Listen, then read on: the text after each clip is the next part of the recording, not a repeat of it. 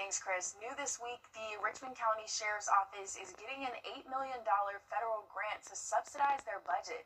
It comes after city leaders had to cut part of the Sheriff's Office budget to make up for a $21 million deficit.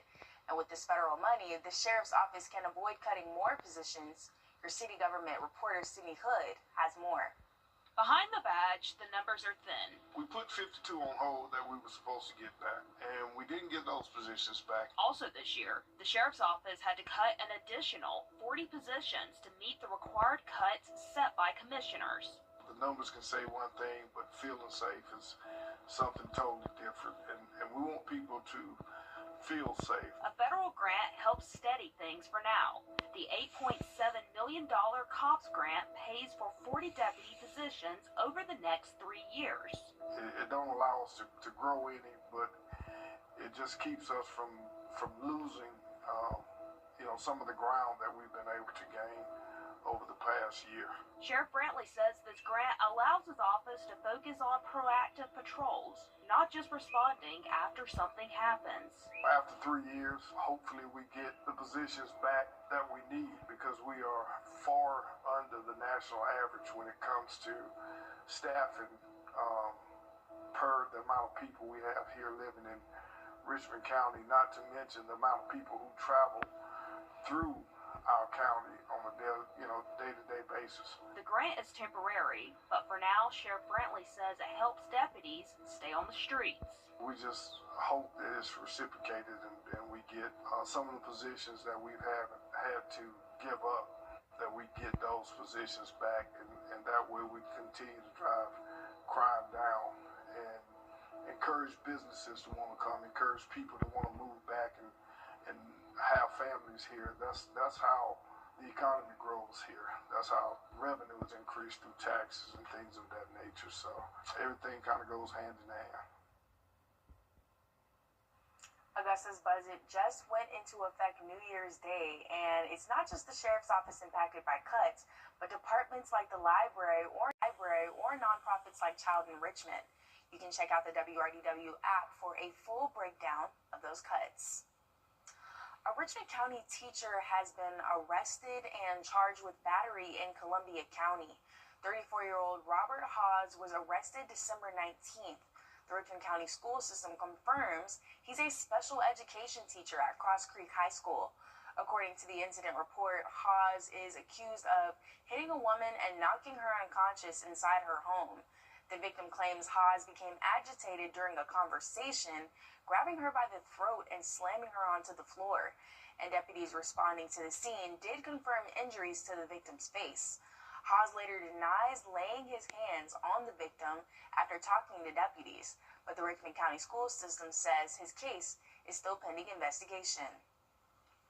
Hundreds of cars were struck on I-20 New Year's Eve morning in Grovetown after both eastbound lanes were shut down. We now know it was a chase involving Georgia State Patrol that turned deadly. Wednesday morning, traffic was backed up for hours near exit 190. GSP says they were chasing a motorcyclist for speeding after the driver tried to get away, but GSP says it stopped the chase because of the motorcyclist's reckless driving. A short while later, troopers said they found the motorcyclist crashed into the center of I-20 on fire. We learned the cyclist died later Wednesday afternoon. There's no word yet on their identity, but we do know it was a man. Georgia lawmakers are laying the groundwork for new rules aimed at. There's no word yet on their identity, but we do know it was a man. Georgia lawmakers are laying the groundwork for new rules aimed at protecting kids online, from social media to AI. Your Georgia State House reporter Abby Kasoris explains. After 5 months of testimony from parents, educators, and mental health professionals, a bipartisan Senate study committee aimed at studying artificial intelligence and social media platforms found that Georgia's laws are keeping up with how children use digital platforms today. We're at a critical point where we can either turn this around or honestly, it's getting ready to get worse. Recommendations include expanding Georgia's bell-to-bell cell phone ban to high schools, limiting addictive design features, strengthening privacy protections for minors, and putting guardrails around AI use in schools. Republican Senator Sean Still says he expects pushback. And we're going to be going into battle with these giant multi-billion, trillion-dollar corporations. Technology companies argue decisions around screen time and AI should be left to families, warning state-level rules could limit innovations and create inconsistent regulation. 17-year-old Lambert High School senior Anakita Haikumar supports limits on AI in classrooms, saying it can reduce critical thinking. Controlled or managed in a way that is not harmful to our environment. Emory marketing professor David Schweidel says that families are often told these choices should be made at home, but many parents don't know what tools or settings exist. You go into a grocery store or drugstore and want to buy cigarettes. There's a big warning label on it telling you how dangerous this product is. Would people be using social media and AI tools the same way if it came with that big warning label, known to cause mental health problems, may result in death? The committee report won't become law on its own. Instead, it offers a roadmap for potential legislation that might be filed during this upcoming session. Lawmakers will be back here in January, still subject to public input, amendments, and debate. In Atlanta, I'm Abby Kasouris. These last few days have been especially tough on pets with fireworks. Check out this bird's eye view of the Augusta Mall from our Sky 12 drone this past week. Hundreds of cars crowding the parking lots as shoppers snag those after Christmas and New Year's deals. Chris, were you able to take advantage of any of those? I was out in the crowds. It's good to see those crowds kind of returning to the mall a little bit. Some good after Christmas deals out there. Maybe a good deal on some rain today, apparently, because we're... In Richmond County, it takes a multi-level approach to try and keep the crime rate down. That's why Sheriff Eugene Brantley created the Holiday Robbery Special Assignment Team in 2025. It consists of drone pilots, K-9 officers, and experienced deputies. Your Audrey J. Kerber looks at the success of the program that it's had in its first year. I just happened to look and see that the guy had done crossed the threshold coming behind the counter. And so I stopped what I was doing and started walking that way to see what was going on.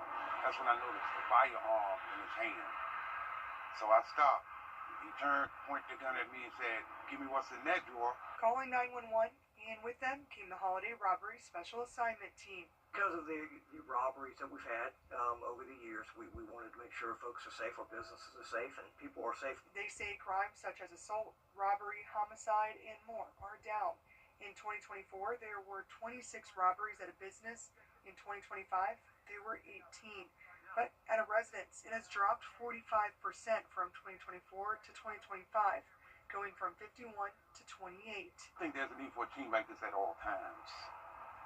Because them guys did a great job. Also noticing less crime, but hoping the team continues now that the holiday season is ending. There's a lot of crime happening, but it is down.